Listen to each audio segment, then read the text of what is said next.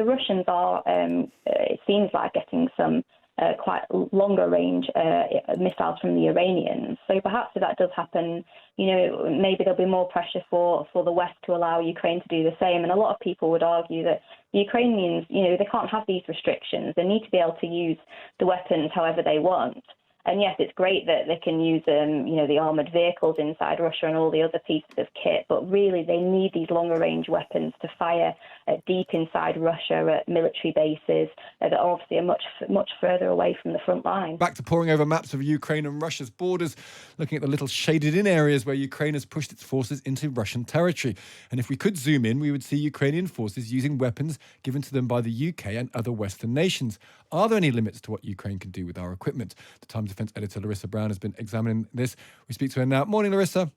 Good morning. Has this changed? I was talking about this earlier, and I remember lots of rows about, at the beginning, can Ukraine use British ordnance to fire into Russia? There was that whole row about could they use jets, because the problem with jets is they could be flown over Russia. Tell us how the situation has changed to where we've got to now. Yeah, it's been a really confused policy, and the last few days I've been trying to work out exactly what the British government policy has been on it and what it is now. We spoke to Ben Wallace, the former Defence Secretary, and he actually sort of laid out the situation for the first time, really. He was saying that he gave permission to the Ukrainians to use all weapons that the British had donated inside Russia, apart from these Storm Shadow missiles that can hit targets more than 150 miles away. And then after several days, we managed eventually to get the government to tell us on the record that they had continued with that policy. And therefore, now Ukrainian troops are inside Russia. They are able to use British weapons, again, apart from those Storm Shadow missiles. And we have actually seen pictures of weapons being used from other countries, including German armoured vehicles, American pieces of kit, and French armoured vehicles as well. And would that make any difference? I mean, there's an argument that if we want to finish this war, if we want to support Ukraine, we'd have no restrictions whatsoever. And presumably, Ukraine wants to bloody Putin's nose, and firing bigger missiles would make that easier. Do you think that's a kind of false distinction we're drawing there? Yeah, I mean, there's a huge amount of pressure coming from the Ukrainians and others who believe that Ukraine should be able to fire these Storm Shadow missiles and other longer-range missiles given to them by the Americans. But it's thought that the Americans are extremely wary of this.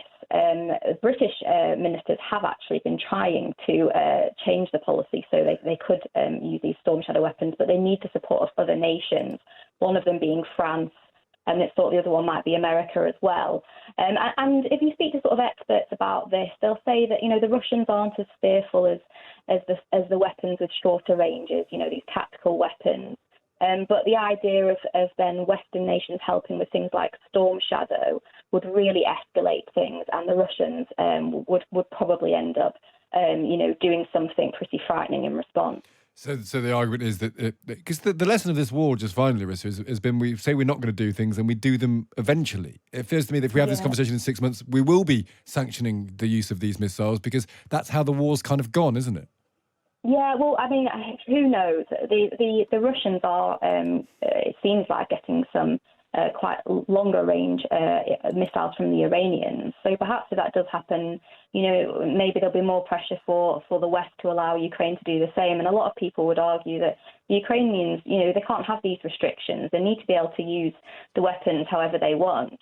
And yes, it's great that they can use, the armoured vehicles inside Russia and all the other pieces of kit, but really they need these longer-range weapons to fire deep inside Russia at military bases that obviously are much further away from the front line. Yeah, well, we'll see what happens. Larisa, really interesting stuff. Thank you so much for joining us. Thank you. That's Larisa Brown there, the Times' defence editor.